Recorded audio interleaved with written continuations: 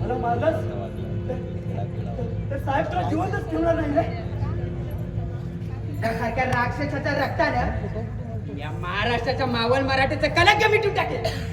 मग त्यासाठी साहेबांना मला फाशी दिली तरी हरकत नाही. सत्यपा मला जीवदान दे. मी साहेबांना सांगून तुझे गुन्हे माफ करायला लावीन रे. कोण साहेब? मला गुन्हेगार ठरवण्याचा त्याला का अधिकार? साहेबाचं भय तुझ्यासारख्या उष्टे तुकडे जगण्याला कुठल्याला. सत्यपा मला जीवदान दे. मी भीक मागत आहे रे. सत्यपा मला जीवदान दे रे. या ज्यांनी केलेली पाप रक्ताने धुवून काढ. पुढच्या ज्यांनी तरी चांगल्या माणसाच्या जन्मी ये. सत्यपा, आजपर्यंत आपले हे हात कुणाच्या रक्ताने विटाळले नाही आणि या असल्या नीच माणसाच्या रक्तानं आपलं शस्त्र अपवित्र करू नकोस. अरे तो मरणाची भीक मागत आहे, दे सोडून त्याला. अहो नाही, काल्या सर्पाची जात हाय. केव्हा दांश करी सांगता येत ना. अरे या असल्या काळ्या नागाला ठेचण्याची ताकद आपल्या मनगटात असताना या साल्याला भिण्यास कारण काय? शिवाय त्याचा सर्व खजिना आता आपल्या ताब्यात आहे. बरं नाही तर शब्दाबोळांना बाहेर नाही. इथून जाण्यापूर्वी याचा काहीतरी बंदोबस्त केला पाहिजे. त्याचा बंदोबस्त मी आताच करतो.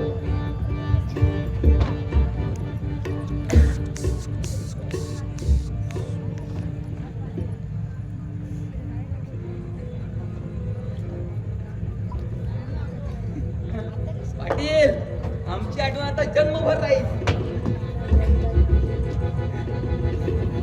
शिरप्या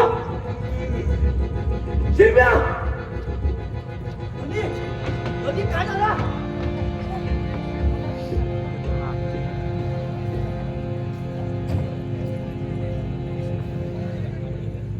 आज त्यानं विस्तावर फुंकर मारले. काळ्या सापाच्या शेपटीवरती पाय दिला. अहो धनी, माझा इवलाचा पराक्रम जाऊन जो बाहेर पडलो तो थेट निघालो पोलीस ठाण्याला साहेबाला वर्दी द्यायला. वाटेत भेटला यो चांग्या. तरी मला वाटलंच होतं ते दोघं बदमाश पलूच्या जातील. अगदी तसं झालं बघा. पाटील, हे दोघं लई माफल्या ती आणि आज त्यांनी तुमच्या बी घरावर दरोडा घातलाय. होय होय होय मालक. सांग्या, अरे तुला थोडा उशीर झाला यायला. नाहीतर ते दोघं आईतच आपल्या झाल्यात सापडलं असतात. काही करून त्या दोघांचा शिरप्या जा आपल्या कामाला. जी धनी, काही करून तरी आपल्या त्या दोघांचा काटा काढायला पाहिजे. तो सत्यपा त्या मुरलीसारख्या माणिकाला गेल्याशिवाय राहणार नाही. सध्या ती त्याच्या आश्रयाला राहते. पाटील, सत्यपा आणि मुरली यांचं लगीन काय होणार नाही बघा. अहो त्याला कारण बी कसं मोठं आहे. अरे सांग्या, तू बोलतोस लगीन होणार ना. पण तिकडं सत्यपा आणि मुरली अरे गळ्यात घेऊन घालून राहायची असतील पण बहीण भाऊ म्हणून, नवरा बायको म्हणून नव. अरे सांग्या, काय बोलतोयस तू? सत्यपा आणि मुरली बहीण भाऊ, अरे हे कसं काय? पाटील लय लवकर आठवण विसरला सा तुम्ही. अहो 20-22 वर्ष झाली असतील त्या गोष्टीला.